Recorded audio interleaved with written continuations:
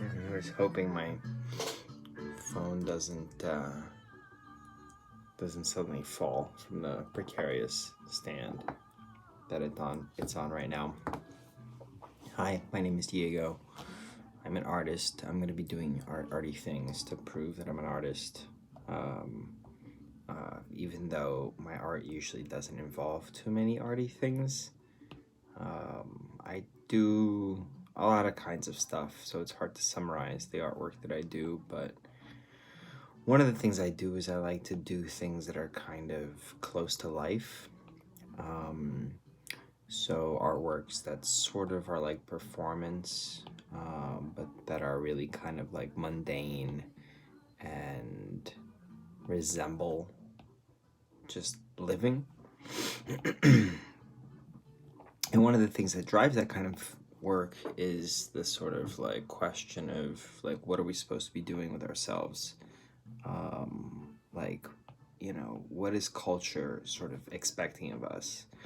And one of the ways that that question used to show up in my work was that I would like, anytime Apple would release a new version of like GarageBand, I would feel compelled by Apple's insistence that we were all sort of creators to make an album on that new version of GarageBand. And so one of the things that I think about as an artist is that like art is in some ways like an extreme version or a hyperbolized version, a mediated version, where things are sort of transformed into a, sort of manner of itself, or a kind of screen of itself.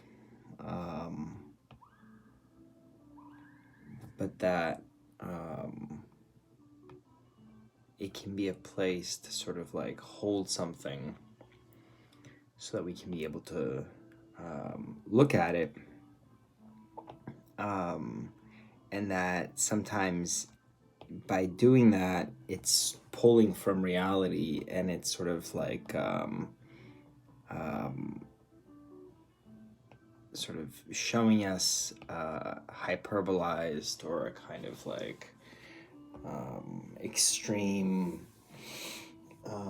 version of that thing.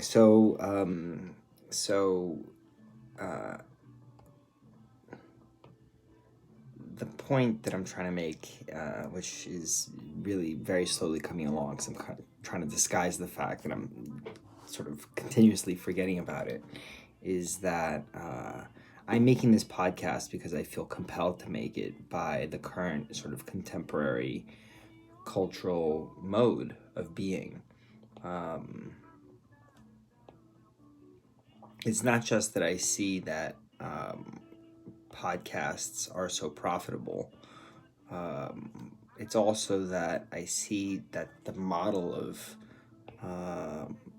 having a successful podcast is really seductive, because it's so close to a kind of fantasy, a kind of like, capitalist fantasy, but especially like a digital age capitalist fantasy, where we get to just like be ourselves and market ourselves and just sort of like be rewarded for that. So there's that aspect of podcasting, which I think sort of like reflects certain contemporary ideological positions about like what the point of everything is, and how we express like our subjectivity, in the world, and like who we are, and how that can sort of like click into a larger cultural project, or a larger sort of like, evolutionary project, purposeful project, some sort of human project, civilizational project. Which is to say, like, my little bit of subjectivity, like, whatever sort of like slant that I bring to the world or perspective that I bring to the world may be of some sort of service. That service is going to be measured by the extent to which it reaches people in this sort of like, sort of utopian, this sort of like democratic fantasy of internet, right? Which is that the internet is somehow neutral and reveals just like what people desire and will gravitate towards. That, like, the medium isn't the message. YouTube isn't actually crafting a certain kind of idea of entertainment or idea of video, that it's just sort of like reflecting back on people the their sort of like built-in desires or whatever. And so then if Joe Rogan becomes the greatest sort of podcaster ever, it's in somehow like a reflection of some sort of like empirical truth or something, that like, well, yeah, I mean, clearly he is, because the people gravitate towards him. And eventually when we completely displace sort of mainstream, like like television or whatever, and it all becomes sort of like on YouTube, we'll even more deeply believe the kind of like fantasy that the internet sort of sets us free by allowing us to really like self-organize in any way we want, and direct our attention in any way we want, as opposed to being kind of directed by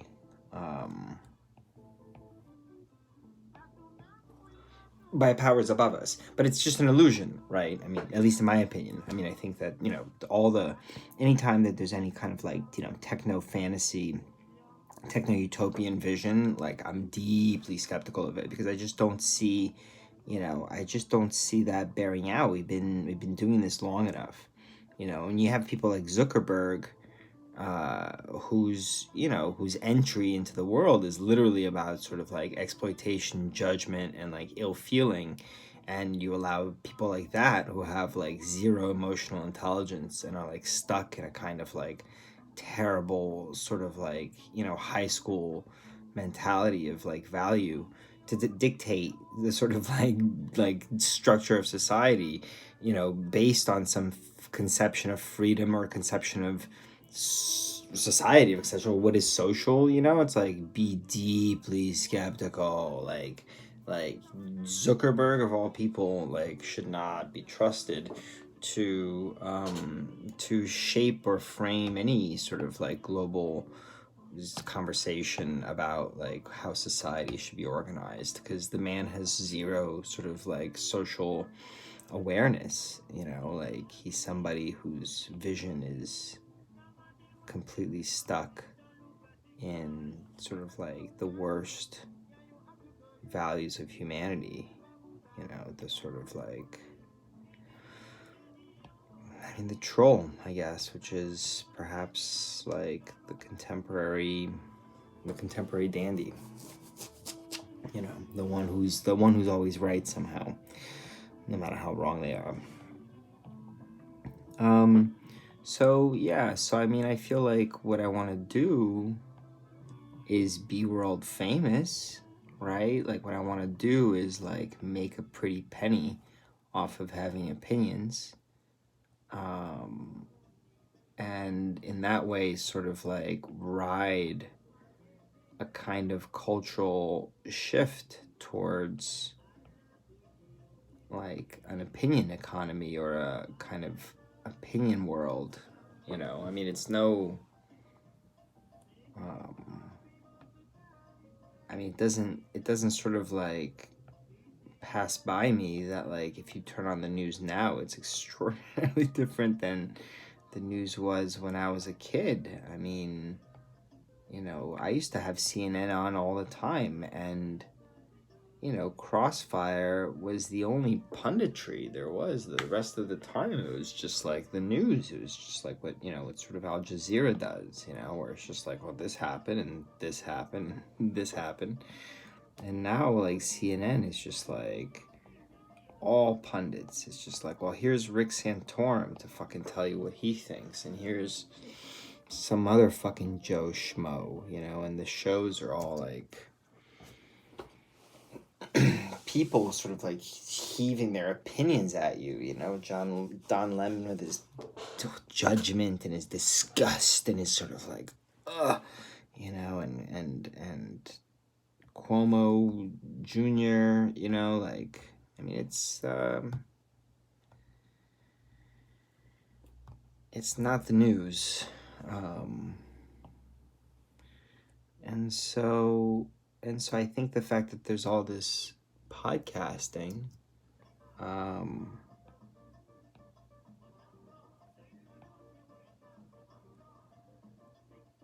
just realize having music makes this thing impossible. I can't have any music. Oh well, we'll see what happens. Anyway, I want to take advantage of it. For a while, I thought like, oh, like listen to my voice. Like my voice is just terrible. It's like, but it's actually like, if I was ever gonna become a rapper, like this is like the right moment for me to be a rapper, cause like I got this kind of like blah, voice, blah, you know. And I think sometimes people just gotta like jump on an opportunity, and so this is my opportunity to be the next Joe Rogan, you know, and to like invest myself in the project of like being a person who interviews presidential candidates by the next sort of election cycle, all based on the sheer raw power measured through the algorithms, or not the algorithms, but just the sort of like the democratic ideological fantasy of the internet. It's gonna make manifest my dreams. It's not that different from, you know, being an artist and expecting myself to just sort of, you know, be loved and to allow the sort of like, you know, like in my dreams the mechanisms of culture, but in reality the mechanisms of market to sort of determine my value and my worth in the world.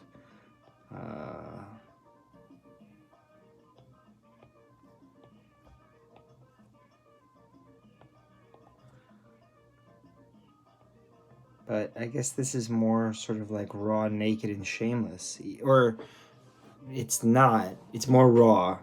It's more naked. More naked. It's not necessarily more shameless. I think like art career is probably a pretty shameless, shameless project. And I'm talking about contemporary art. I'm not talking about like real artists, like people who like make things and, you know, people love the things they make. I'm talking about people who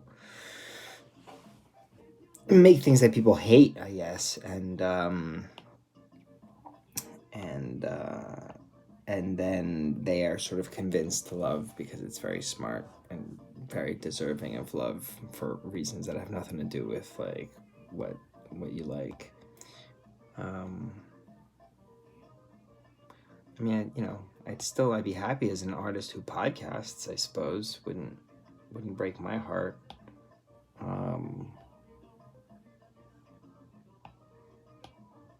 I mean, that would be great, even actually, because there are no artists that podcast. I don't think.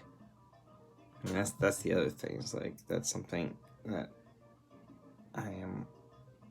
This podcast is gonna share with my art career, which is a sort of the presumption that I'm gonna be able to do well in a field that I don't actually care enough about to sort of immerse myself in.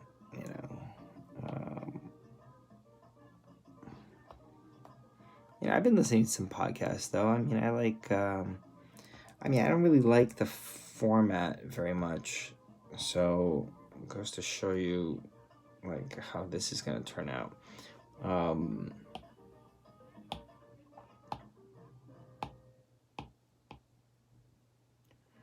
Did you see that the New York Times is getting rid of the word op-ed? I don't think it makes any sense because the op-eds aren't opposite the editorials anymore. It was called the op-ed because it was the opinion. It was the oppositional editorial. I should have read the article better. But I think that's an interesting thing. It's like they're gonna label the whole thing differently, and it's now gonna be called guest essays. And I don't know if that's a way to sort of like give them cover after the whole like Tom Cotton business or whatever.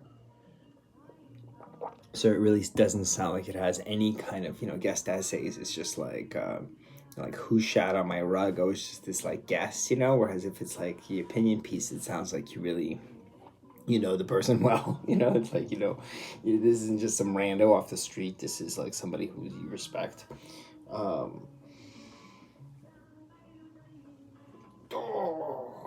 But I think that's interesting. It's this kind of like burying of sort of like the obvious,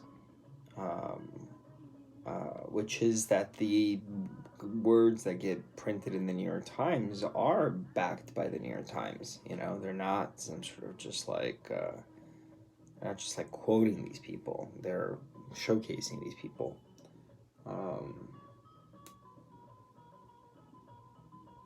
Okay, that's it for today. Welcome to my show.